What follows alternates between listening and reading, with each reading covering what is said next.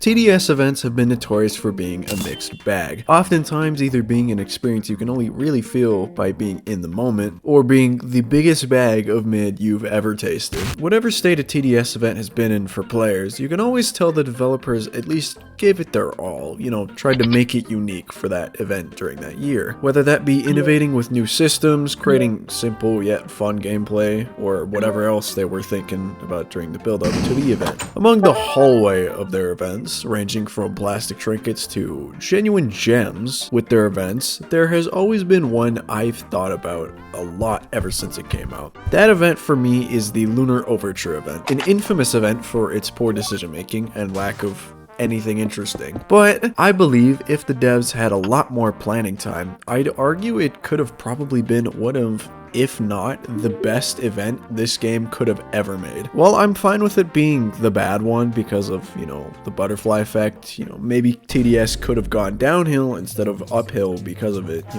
time traveler kicking a rock type shit. But I do believe it's an interesting topic to think about. Lunar Overture had a lot of innovation and lore built around it, and today I want to talk about it more in depth because as much as it sucked, it was actually a really unique experience for me. For the video stars, if you do enjoy, consider subscribing or something and watch the video so I can get a couple dilly dimes, cause that'd be cool. And without further ado, let's get into the wasted potential that is the Lunar Overture Halloween event. 2023 was a rough year for TDS, as throughout it there were little to no content updates, most of them being skin additions, balance changes, and new maps. The only real good content drops were the two reworks of Accelerator and Demo Man. The 10 months of essentially bare scraps meant that TDS players were absolutely fiending for content, bro. August came around, and rather than the disappointing monthly crate update, something different happened. Below started dropping leaks for genuine content. Fast forward another few months, and the official TDS Twitter account started posting more cryptic leaks, each of them giving little clues as to what this event might be. The big ass Fortnite cube sitting under the solar eclipse hinted that this event might tie back with the popular solar eclipse event, and spoiler alert, it absolutely does. Cut to October 26th, the account posted an image with a golden ticket and that we're invited. Also, no witches allowed. But before that, there was still an actual update that was scheduled to release the day before the event, so I might as well cover that before the actual event, because it was low-key a fire update, because it wasn't just fucking crates. The update before the Lunar Overture event released is kinda small, but extremely important considering the absolute state of the game currently. The two obvious changes were the Minigunner and Ranger rework. Minigunner being turned into a slightly slower firing DPS tower, but does a lot more damage compared to before, and Ranger being able to support towers with a range buff, along with his earlier levels being changed to do average damage with a faster fire rate, and his max level being heavy damage, but a much slower fire rate. Ace Pilot also got rebalanced for no fucking reason, along with general changes and fixes, Halloween skins, and another plushie as well. The update also brought the upcoming battle pass you could earn, which for whatever reason was the initial way you earned the Necromancer Tower. Thank God this got changed, bro. Aside from the insane looking lobby that was created for this event, the only thing that was left to wait for was the actual Lunar Overture plate to commence, so yeah, let's wait for that, I guess. Audience participation isn't just voluntary, but mandatory. Night 1 was released on the 28th of October 2023 and was called Darktale. The night initially opened to essentially the beta model of the narrator, but got changed after Night 2, where he basically gridded you and gave you the background to his entire play. After that, a cutscene began by fading into a shot showing the Fortnite cube. That's just in a nearby forest for whatever fucking reason. We immediately cut to a guy running to a girl very dramatically. These two characters are the now known identities of the Umbra and Penumbras. Penumbra explains to Umbra that she can't stay here and she needs to get the fuck out. Umbra claps back, trying not to leave him behind. Cut to a very convenient knight running towards them, forcing Umbra to run away. And Penumbras hangs back and throws a Kamehameha at bro. Umbra runs into the forest, finds the very conveniently placed cube, begins to feel lightheaded, and absorbs the cube's entire energy pool. Then these two fuckers are shown and the cutscene ends. Another thing that was unique to this event is that 2 of the nights, because the third one was very unfinished, we'll get to that later, had different sets that would change roughly at the halfway point for each night. The first set has 9 waves with different enemies ranging from night 1 and 2 of Solar Eclipse, and enemies resembling the bosses from those 2 nights as well. After you beat the first 9 waves, the scenery changes from a forest to the castle setting from the first cutscene, but after that, another cutscene is shown where Umbra gets up from her nap and realizes Penumbra somehow got in danger. He genuinely has the ability to dispense ki, and he still got ganged up on. That cutscene ends, and then you have to defend against night enemies, and eventually faced off against the most out of left field antagonist, the Executioner. Apparently this guy was Umbra's opposition from day 1, which I think is really funny actually. When you do defeat him though, one last cutscene plays where Penumbra notices that Umbra has been juicing. Have you been juicing? She says they don't have to run anymore because of it, and end scene. Considering the state the rest of the event would be left in, Night 1 was actually a really good beginning for it. A lot more than people probably give it credit for. It essentially kickstarted what the story revolves around now, which is this fucking cube. Still annoyed it's a Fortnite cube, but at least it kind of makes sense. And it also opened up more story for the more obscure character that appeared in this game, which was the Umbra. The holiday she was supposed to appear in didn't really make sense, unlike the ones that actually, dressed for the occasion. Why are you dressed like that? She kind of just appeared, hosted a banger event, and left afterwards. But with the context given with the first night, it makes her appearance in this game, make a little bit more sense. Balancing was also fairly good for this night as well. Nothing was too hard, and the only thing that did break was the cutscene and matchmaking. Moving through the nights though, you'll start to notice a pattern with each of them. So let's get to night 2 and I'll show you what I mean. It's 5:30, right on schedule. Night 2 was released on the 31st of October and was called The Haunted Past, and it starts very differently because there's no intro cutscene. Yeah, that's right.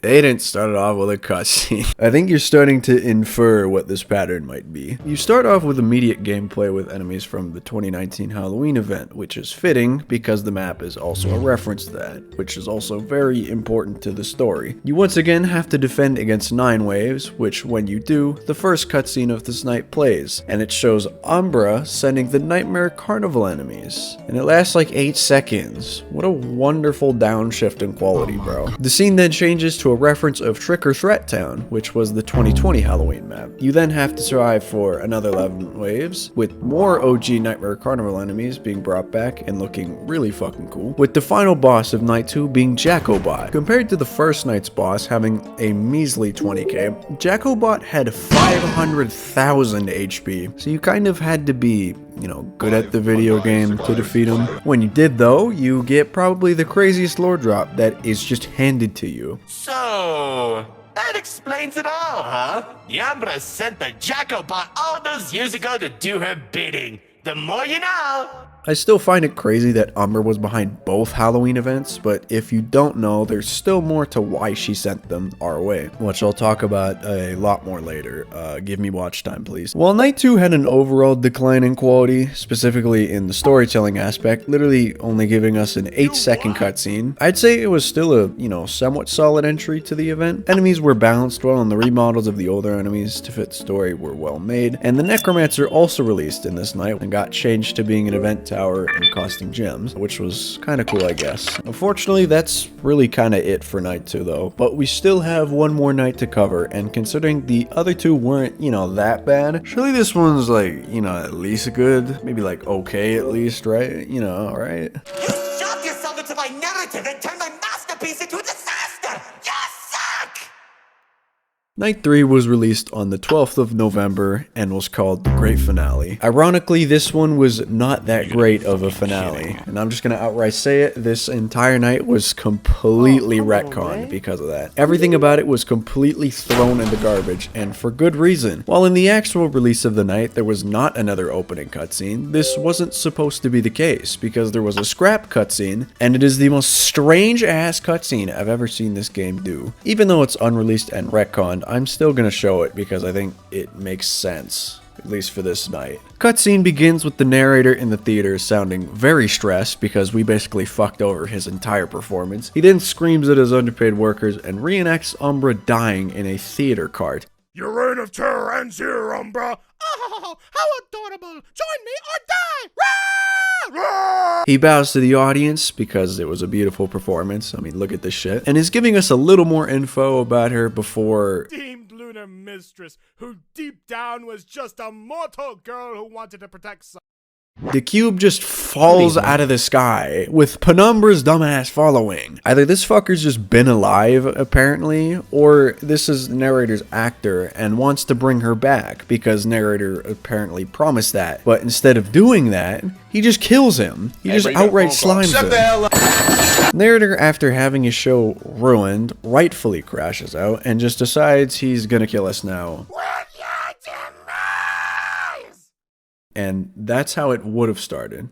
What the actual fuck, bro? Because of narrator's crash out, he just throws the entire kitchen sink at you. Specifically his kitchen sink. Because it's all the previous actors the narrator used in the other nights, besides the Nightmare Carnival enemies, for whatever reason. The map itself looks really cool, and instead of the normal one enemy entry point and one exit point, instead it's a defend the center game mode, where there's 5 entry points and a singular exit point. Around the map there's different gates you can buy to close off different paths, which makes it a lot easier the further you are in the night. And instead of many waves split into 2 different sets, this time there's just a solid 14 waves. On the final wave, instead of a cool cutscene playing, or at least, you know, something interesting happens, instead narrator's 2 hands just kind of spawn in. That's it. I'm not kidding. No narrator spawning in from the top, no cutscene, and instead of shooting the hands with guns around the theater, you know, like your towers have, there are spotlights you can use batteries on to damage the hands, and at that point it was just life or death for the final wave. Since enemies continued to spawn, you either killed narrator's hands or you like died or something. When you did kill both his hands, a cutscene was again supposed to play but got cut, and instead you just won right there. So I'll explain what would have happened. The narrator's left hand falls from the sky and he just continues to crash out, obviously rightfully so, until he ups his magic and poofs the fuck out. We then cut to a base plate and a computer where narrator looks around puzzled. He then looks up and realize how badly he fucked up, because the camera slowly pans up to Lord Exo. Lord Exo uses the /grab command to grab narrator by the boot and brings him closer, all the while narrator is begging for another chance. Please, I need this! Too bad Lord Exo doesn't fucking care, cause he just rips a narrator's limbs apart and kills bro on the spot, where the camera zooms out from Lord Exo sitting on his throne. And the cutscene ends. This entire night is a huge reason as to why this event fell short, because the entire thing felt rushed. Because of the missing cutscenes due to time restraints, the story felt random and incomplete for the second and the third night. Second night's cutscene lacked any real directions, because while it shows Umbra being responsible for Nightmare Carnival and later Trick or Threat, the reason why was because she was looking for God Cube fragments for more power and found them located at those specific locations. That's why the second act has the set pieces and enemies themed around those events. But like, how are you supposed to tell off of what the fuck this is, bro? What is this? And Act 3 isn't much better at this. I understand narrator ditching his play and making it himself because we've been fucking up his set pieces and actors. It just leaves Umbra's backstory anticlimactic, which was kind of what the event was building upon. Even if the cutscenes for Act 3 were kept in, it didn't matter because holy fuck the balances. Night 3 alone had 4 balance changes throughout its lifespan, to where the state of the night got to a point where you could just solo it with Golden Soldier. Are we dead ass, bro?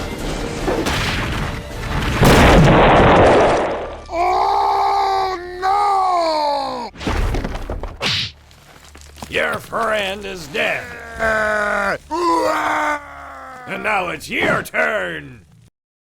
There's a saying that I think is relevant to this video, and it's that it doesn't matter how you start, it matters how you finish. The Lunar Overture's bad rep mostly comes because of the mediocre Night 2 and the horribly mishandled Night 3, but there's obviously levels to that. Like I said, the game mostly received balance changes and skins for 10 months, so the community was literally begging for anything other than a skin release. And when your biggest event ever is supposed to come out on a time you promised to your community, community, it creates pressure. It's a shame because the event actually did do a few things right. Like I said, the reworks, the skins, Necromancer, and Jester being solid releases of content. The more important thing though is that the story was actually fairly good. Umbra was just another person who literally fell out of the sky, so to see her elaborated on in the event was interesting. Narrator was another character who felt extremely wasted in this event. We didn't get to see Narrator's character and didn't know he was working with EXO to get the cube because the entire scene got gutted. All we got to see was his viewport and that was it. The Null and Void event that happened perfectly captivated Narrator's character by adding on to it. While still being voiced beautifully by Enthrallist, he's a much more overjoyed ringmaster for EXO, having extremely exaggerated body movements and still has his two big ass hands for whatever reason. He's so lively and charming, and that's what's cool about him, because he's a unique character in this game. I feel like if they just didn't cave into peer pressure and had a boatload more time, it could have been perfect. Thank you! Thank you! You're too kind! Oh, stop it! No, don't stop! Keep it coming! It really is a shame that the Lunar Overture event's potential was wasted. I don't know how they didn't have enough time because all I saw was 10 months of only skin releases and balance changes, which didn't seem like it took much effort. It seemed like they had, you know, a decent amount of time to work on it, but who knows, maybe something huge happened IRL during those 10 months. Either way, if you did enjoy this video, please consider liking and watching the video or whatever the fuck. Buy memberships, I guess. I don't know, bro. I'll see you in the next video.